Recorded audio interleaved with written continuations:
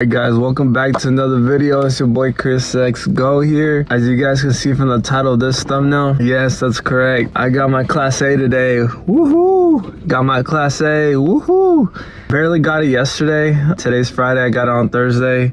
I'm just super stoked. I will forever remember September 18, 2025 is when I got my Class A. And I just want to say in this video, thank you to everyone, all my instructors, all the people that gave me tips, my family that dealt with me, and everyone around me that was super patient in the process of me getting my Class A. Just super thankful for everyone. I know for me personally, it wasn't a super easy journey. I really learned about myself along the way, about how do I handle myself when I make mistakes? How do I grow with people's advice? You know, the biggest thing that I took away from this, what's the overall message? Yes, I got my Class A, but what did I learn besides the driving, trying to be safe with a bigger vehicle? What else did I learn? And I feel like the bigger message that I learned is never be too afraid to ask for help. And also, if something is bothering you, let someone know. Like I told the instructor, I was like, hey, and this was the day of my test too. I was like, hey, the governor cut out. When I say the final number, like, hey, my governor cuts out, it makes me really nervous because I don't want to get it wrong. They fail a lot of people for the governor cutout. And he's just like, oh, well, just do this. This section of the video is for kind of the people that have taken the test or are thinking about taking their Class A. He's all like, all right, so just obviously pushing your valves. As soon as it gets to like around 130, let your foot off and then count 130, 132, 133, 134, 135, 136, 137. My governor has cut out at 137. That really helped me out for my test. Even after the test, me and the examiner were walking back. The instructor was like, hey, he's all like, did you end up doing what for the governor cut? I was like, oh yeah. Examiner was like, oh, you should totally tell all your students to do that, because that, in a way, you're keeping up with the number as the needle's rising. 130, 133, 134, 135. And it keeps you accountable for counting your own numbers and everything. On the skills part, didn't get no points on the skills, not straight back, not forward offset, reverse offset, did good. 0 points from the skills test. As for my driving, I'm naturally a nervous guy, right? So if I don't practice something consistently, I even get more nervous like that. I just thank God. I'm just super grateful for everyone around me for just this opportunity of them trusting me and allowing me to go through this process. I'm super grateful. So I live in Sacramento. Anyone looking to take their Class A, you're gonna have to probably go to the West Sacramento DMV. I highly recommend it. They're good people. They actually want you to pass. They don't want you to fail. Most examiners just want to make sure that you're being safe with the vehicle. I definitely learned that. As far as what's next for me, I just passed it yesterday. I'm going to probably be going camping. Probably just going to enjoy the weekend. I already have a couple of my contacts. Let them know that I passed my test. Hey man, I'm just trying to take it all in. This is life-changing stuff for people that are even planning or thinking about getting a Class A.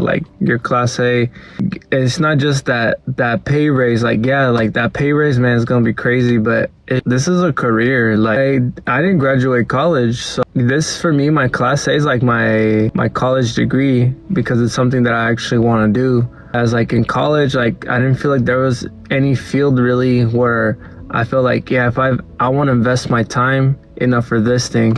And just to give you guys kind of a little bit of a backstory, I drove for Amazon, or for 4 years I drove for Amazon, a couple of months for FedEx. Yeah, half a decade I've been driving commercially for a company, so it just made sense to live in California, and California houses, everything is super expensive. And I eventually want to have more children, make more money to sustain them, have a place for them, just basically take care of them. Whether I'm going to be doing on the road or local or even regional, it just depends on who calls me back, the kind of what they're offering.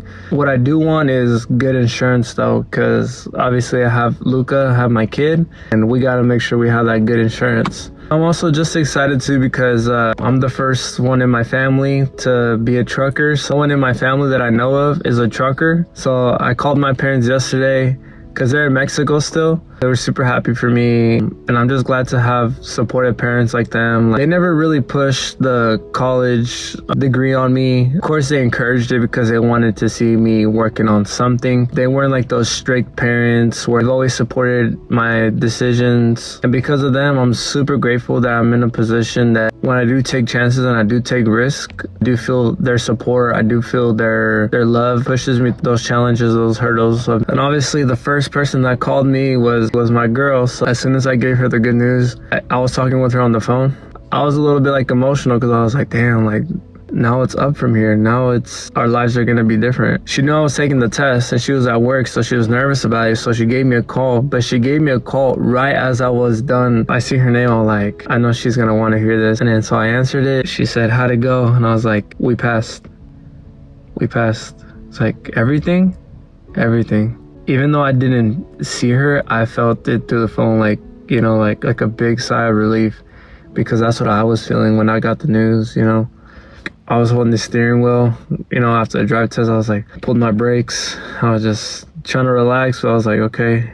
Then I'm just waiting for the examiner to tell me something. And then he's all like, all right, Christopher, congratulations, you passed. And I just went like, oh.